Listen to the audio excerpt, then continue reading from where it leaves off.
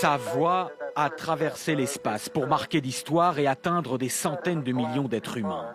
Pourtant, elle sera bien plus difficile à entendre dans les années suivantes. Neil Armstrong était tout sauf un vantard. Le pilote et ingénieur aéronautique, choisi pour son tempérament calme, n'a que très rarement partagé ses émotions sur sa visite lunaire.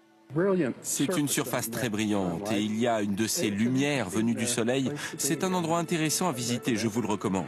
Fuyant la célébrité planétaire orchestrée à son retour, le premier homme sur la Lune a très vite démissionné de la NASA pour devenir professeur d'université dans l'Ohio.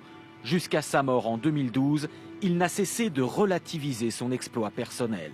Avec cette aventure, nous avons réalisé les rêves de centaines de milliers de personnes qui ont entièrement consacré leur vie à ce projet pendant près de 10 ans. Buzz Aldrin, lui, est l'antithèse d'Armstrong. Il a pu récupérer la notoriété que le commandant d'Apollo 11 refusait.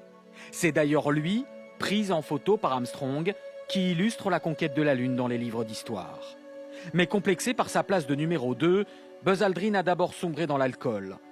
Devenu concessionnaire automobile puis homme d'affaires, il a souvent monnayé ses interviews et apparitions jusqu'à son passage dans l'émission Danse avec les stars. L'ancien pilote de chasse de l'US Air Force a gardé la forme. Voici sa réponse il y a quelques années face à un complotiste qui l'accusait de ne jamais être allé sur la Lune. Vous êtes un lâche, un menteur et... Michael Collins, qui était resté en orbite lunaire, a dû vivre dans l'ombre des deux marcheurs en faisant bonne figure. Vous savez, derrière la Lune, c'était très tranquille.